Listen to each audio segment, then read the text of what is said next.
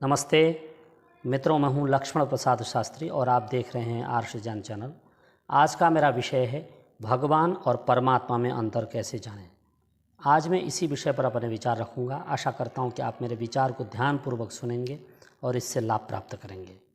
मित्रों, भगवान शब्द का अर्थ होता है समग्र ऐश्वर्य, अर्थात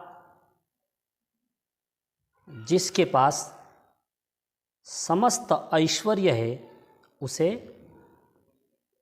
भगवाला भगवान कहा जाता है।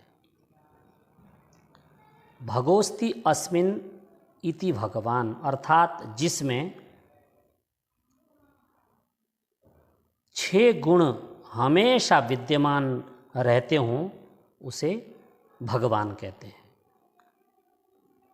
अब ये 6 गुण कौन से हैं, मैं आपको वैदिक ग्रंथों का प्रमाण दे करके ये 6 गुण गिना देता हूँ। ऐश्वर्यस्य समग्रस्य धर्मस्य यशस्श्रियः ज्ञान वैराग्ययोश्चैव षण्णां भग इति रणः, अर्थात समग्र ऐश्वर्य, धर्म, यश, श्री, ज्ञान और वैराग्य, ये 6 गुण जिसमें हमेशा रहते हों उसे भगवान कहा जाता है। तो परमात्मा में ये 6 गुण हमेशा रहते हैं, इसलिए जो परमात्मा है वह भगवान है। अर्थात जो परमात्मा है वही भगवान है और जो भगवान है वही परमात्मा है। परंतु वेद भगवान कहते हैं मनुष्य अपने पुरुषार्थ से भगवत्ता को प्राप्त कर सकता है, भगवान बन सकता है, परंतु परमात्मा कभी नहीं बन सकता।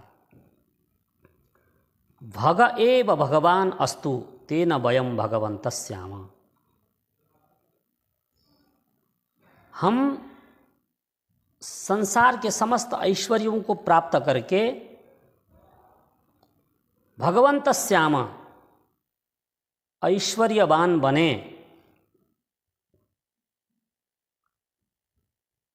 भगवान बने। मनुष्य अपने पुरुषार्थ से भगवाला, समस्त ऐश्वर्य वाला बन सकता है, भगवान हो सकता है। वेद के इन्हीं दिव्य उपदेशों के आधार पर बहुत सारे मनुष्यों ने पुरुषार्थ करके भगवत्ता को प्राप्त किया और वो भगवान बने। मित्रों, यहाँ तक तो ठीक है कि वो भगवान बने और हर मनुष्य को भगवत्ता को प्राप्त करके भगवान बनना चाहिए और संसार की सेवा करनी चाहिए। जब तक मनुष्य सामान्य मनुष्य है तब तक सब ठीक है, परंतु जब मनुष्य भगवान बन जाता है और भगवान बनते ही उसके अंदर अहंकार आ जाता है, अहंकारी हो जाता है। मित्रों, परमात्मा के स्थान पर अपने को स्थापित कर बैठता है। ऐसे ही कुछ उदाहरण मैं आपको देता हूँ। जैनियों के 24 तीर्थंकर मनुष्य से भगवान बन गए, जिनमें स्वयं महावीर जैन भी हैं।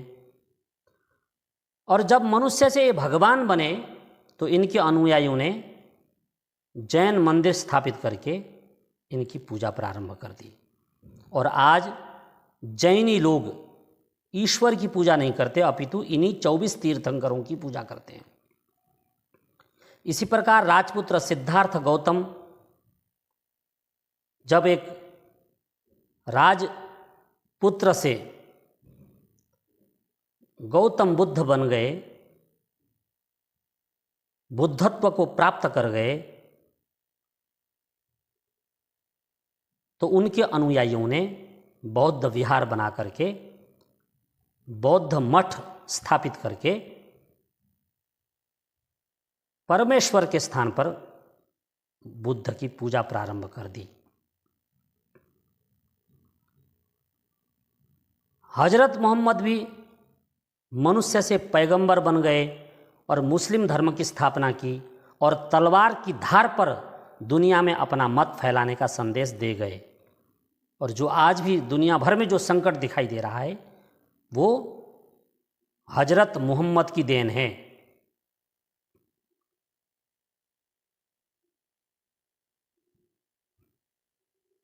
ईसा मसीह भी सामान्य मनुष्य से ऊपर उठकर अपने को परमेश्वर होने का दावा कर गए। आज उनके अनुयायी दुनिया भर के चर्चों में उनको भगवान के स्थान पर पूजते हैं। आचार्य रजनीश ने अपने को भगवान घोषित किया और भगवान ओशो बन गए। इसी प्रकार राधा स्वामी, ब्रह्म कुमारी, हंसमत, निरंकारी और असंख्य अनेक प्राचीन और अर्वाचीन मत मतांतर वाले अपने मत के संस्थापकों को, अपने गुरुओं को भगवान के सिंहासन पर बैठा रहे हैं और इनके मार्गदर्शन पर चल रहे हैं, भगवान के स्थान पर इनकी पूजा कर रहे हैं। चांद मियाँ को योजनाबद्ध तरीके से साईं बाबा घोषित किया गया और भगवान की गद्दी पर बैठाकर शिरडी साईं बाबा की पूजा चला दी गई है, जो आज शिरडी वाले साईं बोल करके आधी जनता उनके पीछे भाग रही है, जैसे उनके भीतर कोई दिव्य ज्ञान हो। ऐसे ही अनगिनत प्राचीन और अर्वाचीन उदाहरण हैं जो मनुष्य से भगवान बने अथवा बनाए गए, जिनकी आज दुनिया में पूजा हो रही है। इस प्रकार दुनिया भर में पाखंड फैला हुआ है, इसको रोकना जरूरी है। मित्रों, परमात्मा की पहचान कैसे करें?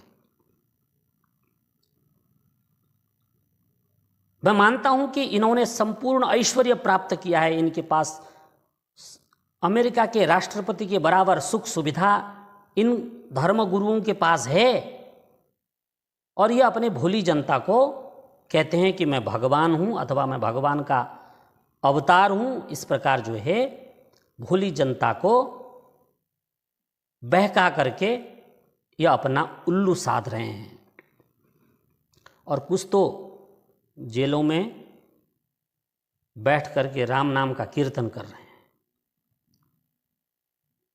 अब ऐसे मनुष्य से भगवान बने हुए गुरु आपका उद्धार नहीं कर सकते। आप अपना उद्धार चाहते हैं तो खुद पुरुषार्थ कीजिए और पुरुषार्थ के बल पर आप जो है खुद भगवत्ता को प्राप्त करके आप खुद भी भगवान बन सकते हैं। लेकिन याद रखना, भगवान तो बन जाओगे पर परमात्मा नहीं बन सकते। परमात्मा एक ही है जो सृष्टि की उत्पत्ति, स्थिति और प्रलय करता है, दूसरा कोई नहीं है। अब परमात्मा की पहचान कैसे करनी है वो मैं आपको समझा दूं। ईश्वर सच्चिदानंद स्वरूप है, निराकार है, सर्वशक्तिमान है, न्यायकारी, दयालु, अजन्मा, अनंत, निर्विकार, अनादि, अनुपम, सर्वाधार, सर्वेश्वर, सर्वव्यापक, सर्वांतर्यामी, अजर, अमर, अभय, नित्य, पवित्र और सृष्टि करता है। वेद में एक मंत्र आता है, सपर्यगात शुक्रमकायम व्रणमस्नाविरगुं शुद्धम पापविद्धम। वह शुक्र है, व्रण रहित है, कवि है, मनीषी है, स्वयंभू है, परिभू है। वेद में जिसके गुणों का बखान किया गया है उसी परमात्मा की अष्टांग योग के माध्यम से उपासना करनी चाहिए।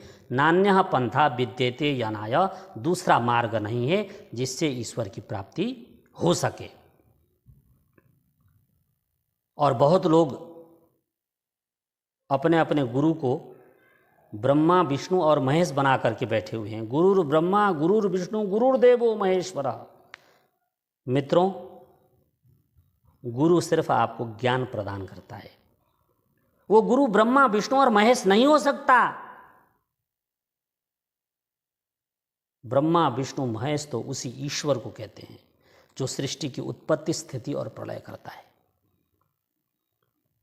इन गुणों से युक्त जो चेतन तत्व है